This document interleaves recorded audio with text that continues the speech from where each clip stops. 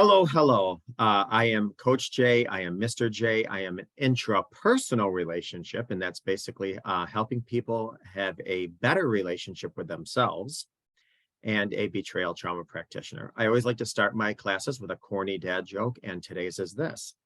A bus station is where a bus stops. A train station is where a train stops. On my desk, I have what's called a workstation. But all right, if you can take 2 deep healing breaths with me, preferably in through the nose, out through the mouth. And this could be done with your eyes closed or open. So,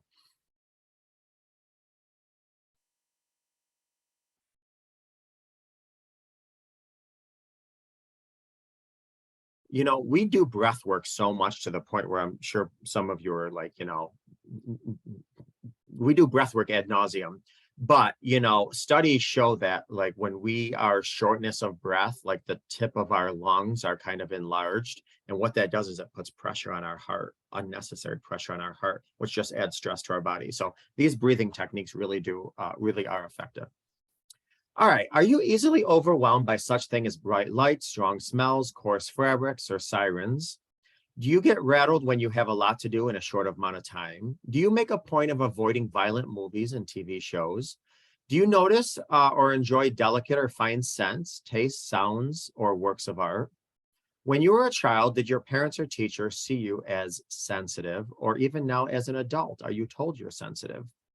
Dr. Elaine Aron coined the term highly sensitive person, or in short, HSP, which defines a distinct personality trait. This is what's interesting. It's a lot of people actually call HSPs a disorder. It's not. It's a character trait, and it affects as many as 1 out of every 5 people, which is about 20% of the population, which is a lot of people. According to Dr. Aron's definition, the highly sensitive person, or HSP, has a sensitive nervous system. So they're aware of subtleties in their surroundings, and they are more easily overwhelmed when in a highly stimulating environment. It's interesting because when I was doing a little bit of research for this class, it made me think of, before COVID, I would kind of go around and do like speeches and talk to like schools and churches and universities. And it always interested me that there was, a certain amount of people that just tuned me out and shut me off completely at first.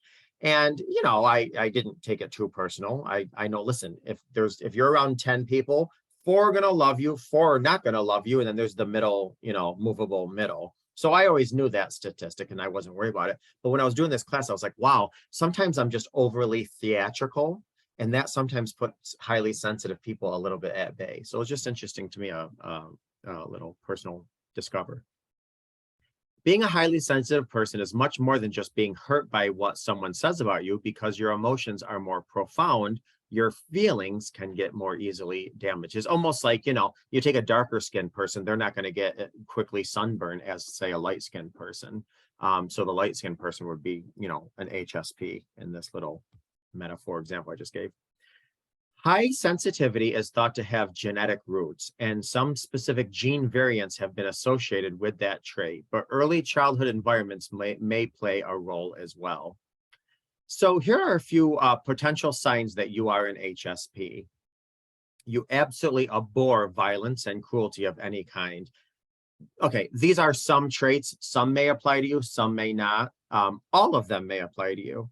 And the majority may not, but that doesn't mean you're not highly sensitive. So as I say all the time, chew the meat, throw away the bone.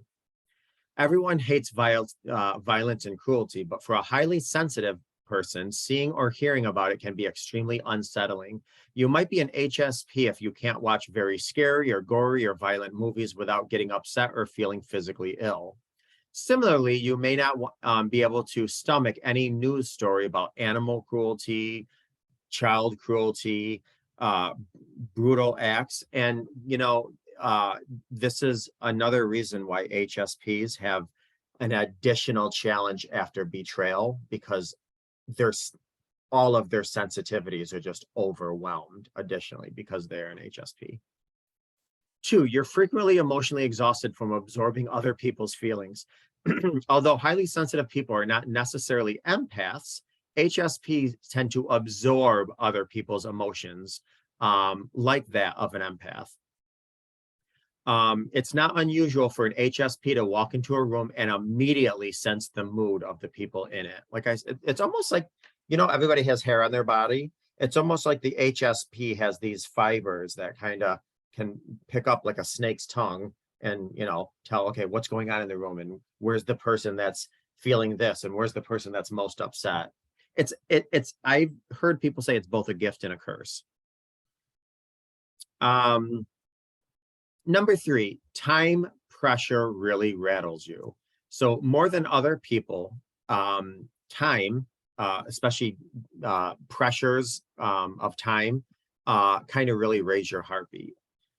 In school, timed quizzes or speed tests made you extremely anxious, perhaps to the point of not being able to perform as well as you normally would.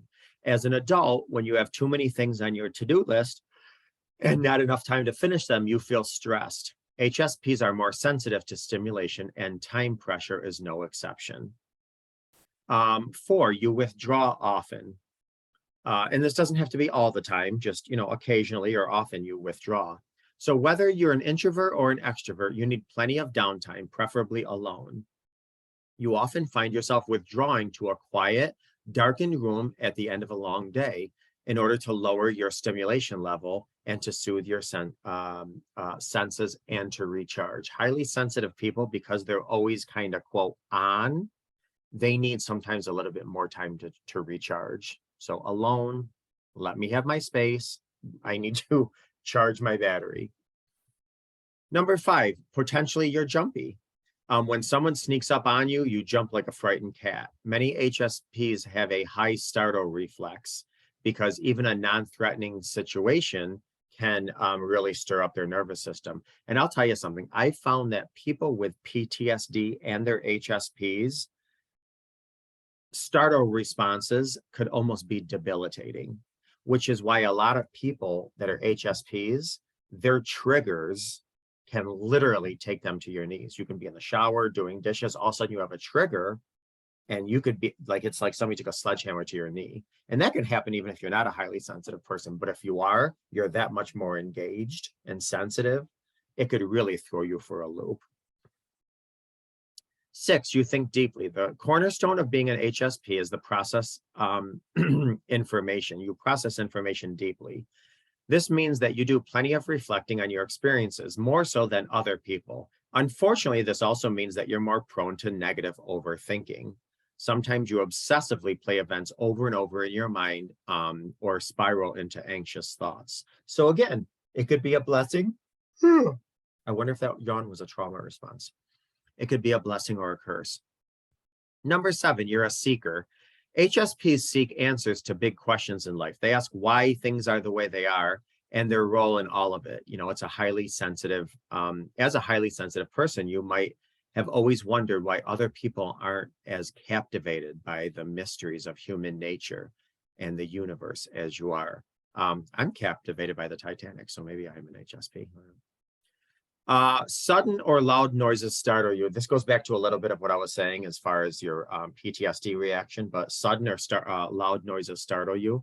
For example, a loud motorcycle suddenly roaring by your window may really shake you. And like I said, if you have PTSD and you're an HSP, that's a recipe for disaster. I have well, actually, I have CPTSD, and I also have a 6-year-old daughter who loves to walk into the room randomly and just screech at the top of her lungs. So she walks in and all of a sudden she belts out this Mariah tone, and I'm like going into fight or flight or freeze or F it or something like that. And I have to, okay, she's my 6-year-old daughter, calm down. 9, your clothing matters. You've always been sensitive to what you wear. Scratchy fabric or restricting clothing like pants or a tight waistband or pantyhose really irritate you. Of course, non-HSPs might dislike these things too, but an HSP will carefully select their wardrobe to completely avoid them, anything that's going to bother them at all, from loud colors to, like I said, scratchy tags. And if an HSP inadvertently wears one of these things out, the discomfort may detract them from their entire experience. It's interesting because OCD Or CD, compulsive disorder, has the same thing. And I know this because I have CD, compulsive disorders. All of my shirts, I rip the tag out of. I rip the back of the tag out of all of them, because if I'm walking around or talking or doing something and I feel that, Lord have mercy, my compulsive disorder takes me off task. And then my ADHD brings me, next thing you know, I'm talking about horseback riding in 1976 in North Carolina. Has nothing to do with my topic at hand. It's because my tag disrupted me. Okay, enough of that. Number 11, your inner world is alive and present. Again, due to your deep processing, you have a rich inner world. As a child, you might have had several imaginary friends, enjoyed fantasy play, and you were prone to daydreaming. As an adult, you may have very vivid, realistic dreams. 12, change is extremely upsetting, which is another reason why betrayal or infidelity or secrets or anything like that is very insulting and offensive, additionally, to an HSP. HSPs take comfort in their routines because the familiar is less stimulating than something brand new, which is why a lot of HSPs, after betrayal, after D-Day, the discovery of a betrayal, your coping mechanisms are tremendously overwhelmed.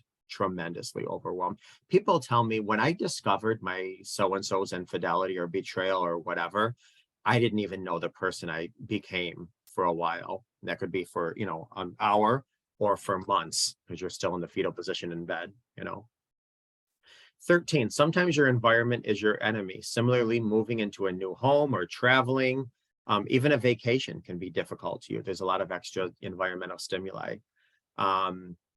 You're misunderstood. Highly sensitive people are often mislabeled. You may have been called shy or anxious, or perhaps it was implied that something was wrong with you. Similarly, many HSPs are labeled as introverts because introverts and HSPs share many characteristics, such as you need extra time away to recharge and things like that. All right. So 15, you get angry easily. I'm sorry, hangry easily. So that's when you're hungry, you get angry, because you are more in tune with stimuli. You are going to react more quickly to hanger, which is, getting angry because you're hungry, than say somebody else that's not as in tune. The only exception to that, and this is not studied, this is my own coaching common sense, in my opinion, is that oftentimes after betrayal, your intuition is so thrown off because you're like, whoa, I had no idea. When, side note, a lot of times we didn't realize it on a conscious or subconscious level. But anyway, your intuition is so thrown off that now your gut is slightly blurred, and you got to kind of have to learn how to get back into it, whatever. But anyways, you may need stimulants when your nervous system is already ratcheted up to the highest level. Some HSPs are sensitive to caffeine and need very little of it for a buzz. Conflict is your poison. HSPs are usually conflict avoidant. When there's tension or disagreement in your close relationships, you feel it deeply. Many HSPs even report feeling physically ill during conflict. As a result, some highly sensitive people become conflict avoidant, doing or saying almost anything to keep the other person happy. It's because conflict hurts so much.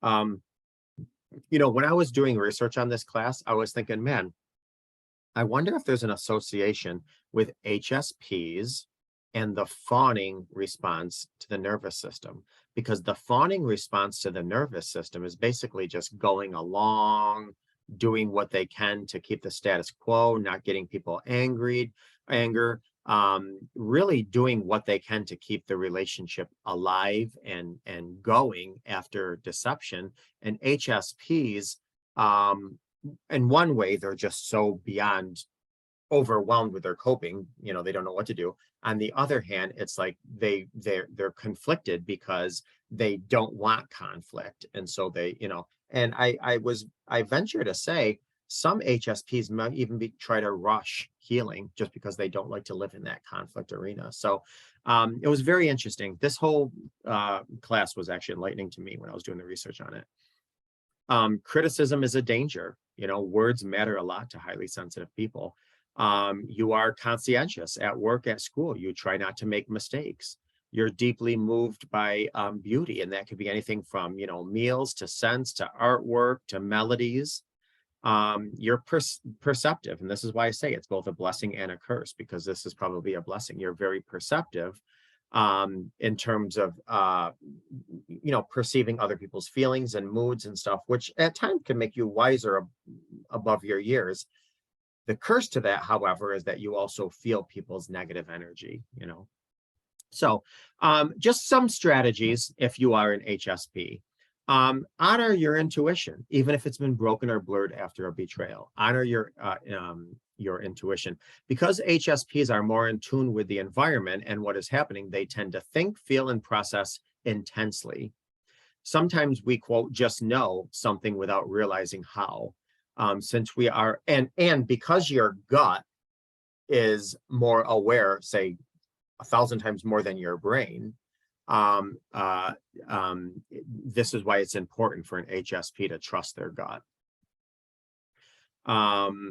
Limit sensory overload. Certain external stimuli like loud noises, bright light places, and highly crowded areas bother HSPs.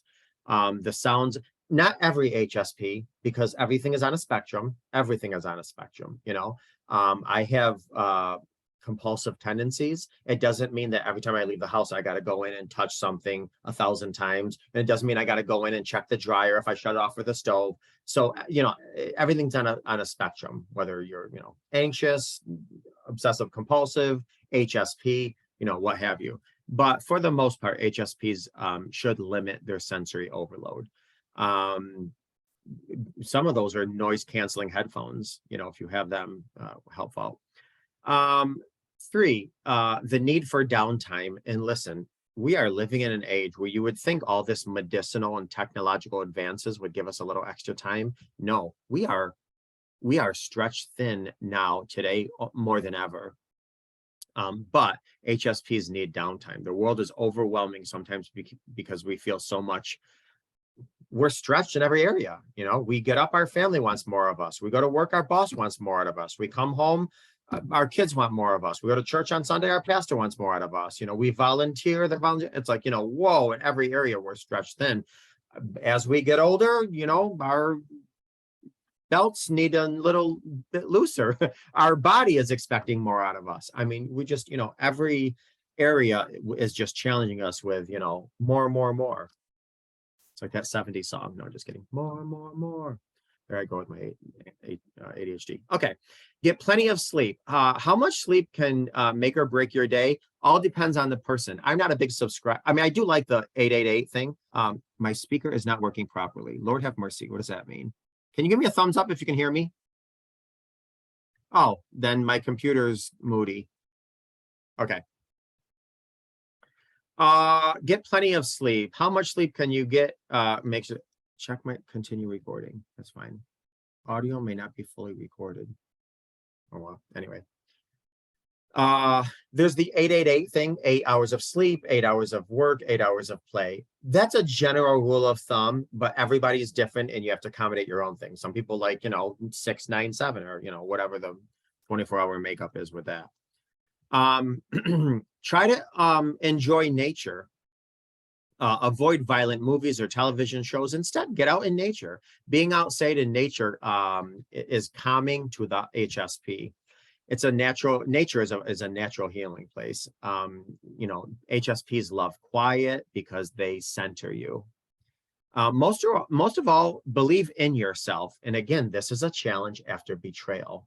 But believe in yourself. Instead of becoming angry at what people think and say and apologize. A lot of HSPs are overly apologetic, but just overall believe in yourself. And I know this is difficult, especially after a betrayal, but your default speaker. I'm going to stop here because I know what's going on with my moody computer. Hopefully you guys heard everything, but good day and God bless.